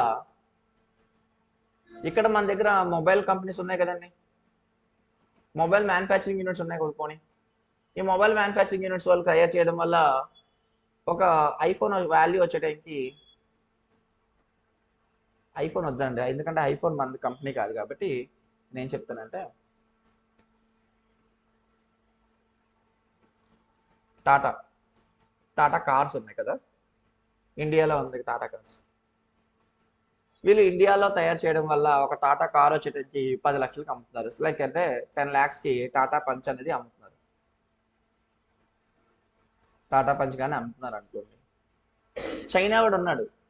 ఇప్పుడు ఏం చేస్తారు, చైనా ఏం చేస్తుందంటే 10 లక్షలకి టాటా పంచ్ ఉంది, టాటా పంచ్ కంటే మంచి కార్ని మనం తీసుకొచ్చేసి ఇండియాలో రిలీజ్ చేద్దాం, టాటా మార్కెట్ని పరగొడదాం అని ఆలోచనతో వస్తుంది. ఎందుకంటే క్యాప్చరింగ్ ద మార్కెటింగ్. చైనా ఏం చేస్తారంటే ఆలోచన, ఫస్ట్ ఆఫ్ ఆల్ చైనా ఎప్పుడు కూడా మనకి ఎలా దెబ్బతీస్తూ ఉంటుంది అంటే ఏదో యుద్ధం చేసి గెలిపించాలని కాదు, మన మార్కెట్ని గ్రాస్ప్ చేసుకునే వస్తుంది అనమాట. లాసెస్కే వస్తుంది కానీ గ్రాస్ప్ చేసుకోవడానికి వస్తుంది. సో ఇప్పుడు అదే విధంగా బీవైడి కార్స్ అనేవి వస్తున్నాయి అనమాట రీసెంట్గా. ఈ బీవైడి కార్స్ వచ్చేటానికి దీని టాటా పంచ్ కంటే మంచి సెక్యూరిటీ ఉంది, టాటా పంచ్ కంటే మంచి మంచి ఫీచర్స్ ఉన్నాయి, అన్నీ ఉన్నాయి. తీసుకొచ్చేసి ఎక్కడ తీసుకొచ్చారంటే 9 lakhsకి ఇక్కడ పెడుతున్నాడు. 9 lakhs కనే ఇక్కడ రిలీజ్ చేశారు అనమాట. 9 lakhs కనే రిలీజ్ ఇక్కడ పెడదామని చెప్పేసి అనుకున్నారు. సో అనుకున్నప్పుడు మరి India make in India, made in India అని అంటూ ఉంటాం కదండి. మరి తయారు చేస్తున్నప్పుడు ఇక్కడ మార్కెటింగ్ మాకు హెల్ప్ చేయకపోతే ఎలాగా? టాటా వాడు అది ఇక్కడ మా కాంపిటీషన్కి వచ్చే టైంకి చైనా వాడు బీవైడి కార్స్తో వస్తారు, అది 9 lakhsకి వచ్చాడు. సో అది మన టాటా మా సేల్స్ అన్ని పడిపోతే ఇలాగైతే మేము ఎలా వ్యాపారం చేసుకుంటాం, ఇలాగైతే గ్రోయింగ్ వేరే వాటి మీద డిపెండ్ అవ్వాల్సి వస్తుంది, మనం ఎలాగో మనం ఎదుగుతామని చెప్పేసి అనుకున్నప్పుడు ఈ టారిఫ్ రేట్స్ అనేది తీసుకొస్తారనమాట. ఈ టారిఫ్ రేట్స్ ద్వారా మీ యొక్క వాల్యూ 9 lakhs కాస్త పెంచేలాగా చేంజ్ చేస్తూ ఉంటారు అనమాట. So for an example China నుంచి వస్తున్న ప్రొడక్ట్స్ అన్నింటి మీద ఒక 20% టారిఫ్ రేట్ వేయడం జరిగింది. ఓకే, ఇప్పుడు 20% టారిఫ్ రేట్ అంటే ఇప్పుడు ఈ 9 lakhsకి 20% ఎంత, ఇంకొక 1.8 lakhs పడుతుంది, అంతే కదండి. ఇప్పుడు ఎంత అవుతున్నట్టు కార్ వాల్యూ 10.8 lakhs అవుతుంది, అంటే దీని మీద ఇది ఎక్కువ అవుతున్నట్టే కదా, అన్నా కదా. సో ఆ విధంగా అప్పుడు పర్సన్స్ యొక్క మెంటాలిటీ మారుతుంది, టాటా కార్ తక్కువకి వస్తుంది కదా అని చెప్పేసి మెంటాలిటీ వస్తుంది. ఇది అటు 9 లక్షలకే రిలీజ్ చేస్తాడు, మన టారిఫ్ రేట్ వేయడం వల్ల అది మన ఇండియాలో అమ్మడానికి ఎక్కువ అవుతుంది అనమాట. సో ఆ విధంగా ఆడికి ఇదైతే వర్తి ఆడికి. సో అందుకనే మనం టారిఫ్ రేట్స్ బట్టి మన మార్కెట్ని కంట్రోల్ చేసుకుంటూ ఉంటాం అనమాట. సో ఇప్పుడు ఏంటంటే ఆలోచన, సమ్ టైమ్స్ ఇది 50% కూడా వేసేస్తారు, ఎందుకు? టారిఫ్ రేట్స్ పెంచడం కోసం. 50% 4.5 లక్షలు, ఆడికి అవుతున్న కాస్ట్ వచ్చి 9 lakhs అవుతుంది, వాడు 9 lakhs వస్తే ప్రాఫిట్. కానీ మన ఇండియా మార్కెట్ కోసము, మన ఇండియా కంపెనీస్ కోసము మనం ఇండియా వచ్చేటానికి టారిఫ్ రేట్స్ బిగిస్తూ ఉంటుంది అనమాట. అంటే ఎక్కడి నుంచి అయినా ఇంపోర్ట్స్ వస్తున్న వాటి మీద టారిఫ్ రేట్ వేస్తుంది. బేసిక్గా దేనికంటే మన మేడ్ ఇండియా ప్రొడక్ట్స్ అనేది, డొమెస్టిక్ ప్రొడక్ట్స్ అనేది సేఫ్గా సస్టైన్ అవ్వడం కోసము ఇలాంటి టారిఫ్ రేట్స్ అనేది చేస్తారనమాట, అది ఉద్దేశం. సో అందుకనే ఈ కాస్ట్ వచ్చేటికి 13 లక్షలు అయిపోతుంది, 13 లక్షలు దేవాలని కొంటారా? కొనరు. సో అందుకనే మన దగ్గరికి వెళ్తారు. ఈ విధంగా మార్కెట్ని సస్టైన్ చేసడానికి టారిఫ్ రేట్లు వేస్తూ ఉంటారు అనమాట. అందుకనే ట్రంప్ కూడా రీసెంట్గా టారిఫ్ రేట్స్ అనేది అక్కడున్న తన కంట్రీకి లాభం వచ్చేలాగా టారిఫ్ రేట్స్ బయట కంట్రీస్కి డివైడ్ చేస్తుంటారు. మన చైనాకి ఏకంగా చైనాకి అయితే 100% చేస్తారు అనమాట. అంటే 9 లక్షల కార్ని ఇంకో 9 లక్షలు ట్యాక్స్ వేస్తాడు. అంటే 18 లక్షలు నువ్వు అమ్ముకుంటే అమ్ముకో, లేదంటే వదిలే మా చైనా, అదే మా ఇస్లా పెట్టకి రిలీజ్ చేయ కానీ. సేమ్ అలాగే మనం కూడా చైనాని బ్యాన్ చేసాం, కొన్ని అయినా వస్తూ ఉంటాయి, కానీ టారిఫ్ రేట్లు వేస్తాం. నువ్వు అమ్ముకుంటావా 9 లక్షల కార్ని ఇప్పుడు 13 లక్షలకి, ఇంకా వెళ్తే ఆడికి మ్యానుఫ్యాక్చర్ పోతుంది. నువ్వు అమ్ముకోవాలనుకుంటే అమ్ముకో, నీ మార్కెట్ బాగుందని నువ్వు అమ్ముకో, లేదంటే వదిలేసి వెళ్ళిపో ఈ మార్కెట్ని. మా దగ్గర మాకు దగ్గర మంచి కంపెనీస్ ఉంటాయి, మేము ఇన్వెస్ట్మెంట్ పెడతాం, కంపెనీస్ వస్తాయి, మాకేం ప్రాబ్లం లేదని చెప్పేసి అలా టారిఫ్ రేట్లు అనేది చేస్తూ ఉంటారు. అందుకని ట్రంప్కి ఎటువంటి ప్రాబ్లం లేదు, మీకు ఎంతైనా వేస్తాను టారిఫ్ రేట్స్, నువ్వు అమ్ముకుంటే అమ్ముకో, మా దగ్గర నుంచి ఇప్పటి నుంచి నేను ఇన్వెస్ట్మెంట్ పెడతాను. అందుకనే యూఎస్ వాళ్ళు ట్రంప్ సపోర్ట్ చేస్తూ ఉంటారు అనమాట. అందుకనే ఎలక్షన్స్ ముందు కూడా టారిఫ్ రేట్స్ బట్టి ఓట్లు వేయడం జరిగింది. అది ఓకే. సో ఇప్పుడు ఏంటంటే ఒక డెస్క్ అనేది పెట్టడం జరిగింది. ఈ డెస్క్ దేనికోసం అంటే, డెస్క్ అంటే తెలుసు కదా, హెల్ప్ డెస్క్ వచ్చి డిస్కస్ చేస్తారనమాట. ఏంటి ఏంటంటే బయట కంట్రీస్ కూడా వస్తాయి, లైక్ చైనా లాంటి కంట్రీస్ కానీ ఇలాంటి అన్ని కంట్రీస్ కానీ, లేదు లేదు సార్ మేము మరీ అంతగా మేము మార్కెట్ని డౌన్ చేయము, మాకు కొంచెం ఇలాంటి ఇలాంటి వాటి కోసం మాట్లాడడం కోసం హెల్ప్ డెస్క్ అనేది పెట్టడం జరిగింది. ఇది మెయిన్ ఉద్దేశం. ఓకే. టారిఫ్ అనగానే మీకు ఎప్పుడు కూడా మీకు గుర్తు రావాలి, టారిఫ్స్ ఎందుకు వేస్తారు, టారిఫ్ దేని మీద వేస్తారు, ఇంపోర్ట్స్ మీద వేస్తారు. అలాగే మనకు కూడా మన ఇంపోర్ట్స్ అవతల కంట్రీస్ కూడా మన మీద కూడా వేస్తారు. మనకి అలాగే వేస్తే మనం లాస్ అవుతాం. మనకి సపోజ్ అమెరికా మీద టారిఫ్ రేట్లు వేసే 25% చేస్తారు, సో అలా మనకు కూడా లాస్. ఈ టారిఫ్ రేట్స్ వల్లే స్టాక్ మార్కెట్ అనేది ప్రెసెంట్ డౌన్ అయిపోతుంది. సో ఇది టారిఫ్ అనేది ఏంటి. సో ఇలా హెల్ప్ డెస్క్ కూడా పెట్టడం జరిగింది. అంటే బయట కంట్రీస్ మనతో వచ్చి ఒప్పందాలు చేసుకోండి, లేదు సార్ మీరు అంత పెట్టకండి, మేము కూడా కొంచెం బతకాలి కదా మీ మీద అని చెప్పేసి పెట్టడం కోసం. లేదంటే కో అండర్స్టాండింగ్, మా దగ్గర అమ్ముతున్నప్పుడు మీకు తగ్గిస్తాము, మీ దగ్గరకు మేము వచ్చినప్పుడు మాకు తగ్గించని చెప్పేసి డిస్కస్ చేయడానికి హెల్ప్ డెస్క్ అనేది పెట్టడం జరిగింది అన్నమాట. అదే ఇది మెయిన్ ఉద్దేశం. Long range glide bombs Gaurav release trial from SU-M30 MK అనమాట. సో ఇది ఒక గ్లైడ్ బాంబ్ అనమాట. గ్లైడ్ బాంబ్ అంటే ఏంటి కాదండి, చూడండి మనం జెట్స్ చూస్తూ ఉన్నాం కదా, జెట్స్కి కిందన ఏలబడుతూ ఉంటుంది, ఇక్కడ ఇలాగ ఏలబడుతూ ఉంటుంది. ఎప్పుడైనా పైలట్ రిలీజ్ చేయగానే వెంటనే వెళ్ళి స్ట్రైక్ అటాక్ చేస్తుంది, అదే గ్లైడ్ బాంబ్ అనమాట. రీసెంట్గా DRDO కనిపెట్టిన బాంబ్ని టెస్ట్ చేయడం జరిగింది. DRDO successfully conducted release trials of long range glide bomb అనమాట. దాని బాంబ్ పేరు ఏంటి, వెరీ ఇంపార్టెంట్, గౌరవ్. సో ఇది డిజైన్ చేసింది, ఇది ఒక ఫైటర్ జెట్ నుంచి రిలీజ్ చేశారనమాట. ఇది డిజైన్ చేసింది ఇండియన్ ఎయిర్ ఫోర్స్ కోసం డిజైన్ చేశారు. మొత్తం ఈ గ్లైడ్ బాంబ్ ఒక వెయిట్ వచ్చేయడానికి 100 kgs అనమాట. ఇది మెయిన్ స్ట్రైక్ అండ్ టార్గెట్స్ అనమాట. సో ఎక్కడెక్కడ ఉంటుంది, పైన ఫ్లైట్ మీద వెళ్తున్నారు, కరెక్ట్గా పొజిషన్ చూసి స్ట్రైక్ టార్గెట్ చేయడం కోసం ఎలాంటి బాంబ్స్ అనేది యూజ్ చేయడం జరుగుతుంది. ఓకే. ఇది డెవలప్ చేసింది అయితే DRDO ఆర్గనైజేషన్. ఎవరితో కొలాబరేట్ అయిందంటే army research and development establish దాంతో అండ్ రీసెర్చ్ సెంటర్ ఎమరెట్ అనే ఒక 3 ఆర్గనైజేషన్ ఇంటిగ్రేట్ అయ్యి ఈ బాంబ్ అనేది కనబడడం జరిగింది. మన example can ask you like long range glide bomb recently released, what is the name అని అడుగుతారు. So is the Gaurav. ఎవరు డెవలప్ చేశారు, DRDO. అదే చాలు, అంతే, అది గుర్తుపెట్టుకుంటే చాలు. So and also range some times important. ఇది అండి బాంబు పేరు, ఇది బాంబు మొత్తం 1000 kg బాంబు అనమాట. సో ఈ బాంబ్ అనేది ఫ్లైట్ నుంచి ఇలా రిలీజ్ చేయగానే వెంటనే వెళ్ళి స్ట్రైక్ చేస్తుంది అనమాట. మొత్తం ఇది రేంజ్ ఎంత ఉంటుంది, 30 kilometers to 150 kilometers చేయగలదు అనమాట, వెళ్ళి చేయగలదు. అంటే లైక్ అంటే ఇప్పుడు నేను ఇక్కడ రిలీజ్ చేశాను అనుకోండి, మనకి నేను ఫ్లైట్లో వెళ్తున్నాను, నేను ఇక్కడ రిలీజ్ చేశాను అనుకోండి, విజయవాడకి మనకి ఎన్ని కిలోమీటర్లు, కొన్ని విజయవాడకి రాజమండ్రికి 120 kilometers కదా, నేను వైజాగ్లో రిలీజ్ చేస్తే రాజమండ్రిలోకి వెళ్ళి తగిలేస్తుంది అనమాట. అర్థమైందా, రేంజ్ అంటున్నాను నేను. 30 kilometers అంటే ఇక్కడ నేను రిలీజ్ చేస్తే ఇలా వెళ్ళి ఇక్కడ స్ట్రైక్ కొడుతుంది. సో అంత పవర్ఫుల్ బాంబ్, అందుకనే మనం ఇక్కడ తీసుకొస్తున్నాం అనమాట. 100 kilometers వెళ్ళి చేయడం జరుగుతుంది అనమాట. ఓకే. సో మొత్తం 1000 kg గౌతమ్, మొత్తం అంతా కూడా information. Right. Range is very important, ఎందుకంటే అంత పవర్ఫుల్ బాంబ్. ఇక్కడ రిలీజ్ చేస్తే అక్కడికి వెళ్ళి తగలంటే 100 kilometers తర్వాత వెళ్ళి తగులుతుంది. మనం ఇక్కడ తగిలితే ఆ పవర్ఫుల్ బాంబ్ మనం కూడా పోతాం. లేదంటే బౌండరీస్, ఇప్పుడు బోర్డర్స్ ఎక్కడ ఉంటాయి, ఇక్కడ ఉంటాయి, ఇక్కడ పాకిస్తాన్తో బోర్డర్తో ఉంది, పాకిస్తాన్ దగ్గరికి వచ్చేటికి మనం అక్కడికి వెళ్ళలేం కదా, ఆ పైకి వెళ్ళడానికి అవతల ఆటోమేటిక్గా వచ్చేస్తాయి అన్నమాట మిషన్స్. మనం ఈ చివరిని ఎక్కడ వేసేస్తాం, రాజస్థాన్ దగ్గర వేస్తే అక్కడికి వెళ్ళి తగులుతుంది అన్నమాట స్ట్రైక్. అందుకని ఇలాంటి బాంబ్స్ అనేది తయారు చేస్తాం. అందుకని దీని కిలోమీటర్స్ 30 to 150 kilometers, పేరు గౌరవ్ అనమాట.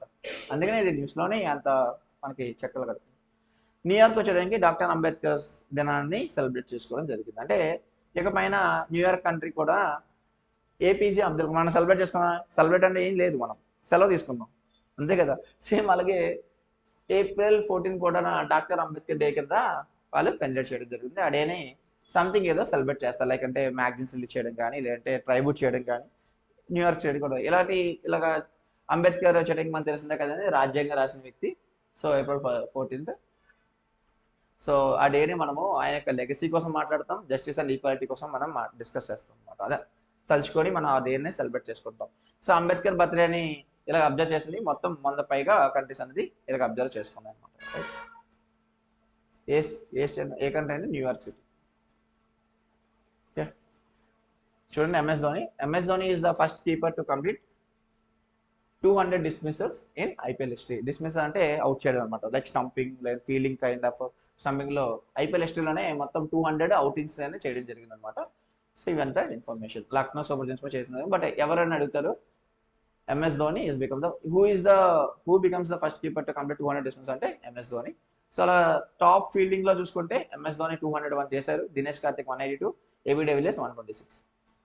ఇవంతా ఇంపార్టెంట్ కాదు, ఫస్ట్ పేర్ is important, right. James Anderson వచ్చేయడానికి రీసెంట్గా knighthood for his services to cricket. రీసెంట్గా ఒక హానరీ అవార్డు తీసుకున్నారు, హానరీ లైక్ అంటే పేరు. సో దాని పేరు నైట్వుడ్. దేనికోసం అంటే క్రికెట్కి చాలా కాంట్రిబ్యూట్ చేయడం వల్ల చేయడం జరిగింది. అసలు ఈ జేమ్స్ ఆండర్సన్ అనేది ఏ కంట్రీకి సంబంధించిన క్రికెటర్ అని అడుగుతారు, ఇంగ్లాండ్ క్రికెటర్. సో రీసెంట్గా అవార్డెడే నైట్వుడ్ అనే ఒక అవార్డు అనేది తీసుకున్నమాట. దేనికోసం అంటే క్రికెట్ సర్వీసెస్ చేసినందుకు అనమాట. ఎవరి దగ్గర నుంచి అంటే రిషి సునక్ కదండి, ఇంగ్లాండ్ ఫార్మర్ ప్రైమ్ మినిస్టర్, ఆయన చేతుల మీద నైట్వుడ్ అవార్డు అనేది తీసుకురావడం జరిగింది అనమాట. లాస్ట్ ఇయరే ఈ జేమ్స్ ఆండర్సన్ వచ్చేయడానికి రిటైర్డ్ అయ్యారు అనమాట. So one thing is knighthood అనేది ఎవరు ఇచ్చారంటే Rishi Sunak. James Anderson profession ఏంటని అడుగుతారు, cricketer. And also country is also important, England cricketer. Iyer and wall named ICC player of the month for March 2025. ఇది జస్ట్ ఒక title అనమాట. రీసెంట్గా శ్రేయస్ అయ్యర్ ఉన్నారు, Shreyas and wall. Shreyas Iyer is also రీసెంట్గా ఐసీసీ టోర్నమెంట్లోని లైక్ ఛాంపియన్స్ ట్రోఫీలో చాలా బాగా ఆడారు. సో అయ్యర్ అండ్ వాల్ వీళ్ళిద్దరు నేమ్స్ కూడా ICC tournaments of the year అనేది డిసైడ్ చేయడం అనమాట. అంటే మంత్ ఫర్ మార్చ్ ఇలాగా ఎవ్రీ మంత్కి ఒక్కొక్కరిని రిలీజ్ చేస్తుంటారు. వెళ్ళిపోయి ఐ మీన్ ఎగ్జామ్స్ ముందు ఒకసారి ఏ మంత్కి ఏంటంటే 1 ఇయర్ది మొత్తం చూసుకుంటే సరిపోద్ది అనమాట. 1 ఇయర్ మొత్తం ICC month of the year చూసుకుంటే సరిపోద్ది అనమాట. అండ్ ఆల్సో ఇయర్స్ కూడా రిలీజ్ చేస్తారు. ఈ మార్చ్ మంత్కి అయితే మాత్రం Shreyas Iyer and Australian player అయిన వాల్ అనమాట. ఓకే, వీళ్ళిద్దరూ అపాయింట్ అవ్వడం జరిగింది. Okay, thank you. ఇటువంటి కంటెంట్ అనేది ఇంకా ఈ ఛానల్లో ఇప్పుడు డైలీ వస్తూ ఉంటాయి. Kindly subscribe. అండ్ ఆల్సో ఏమైనా మీకు ఏమైనా ఇన్ఫర్మేషన్ కావాలంటే కామెంట్ సెక్షన్లో మెన్షన్ చేయండి. Thank you.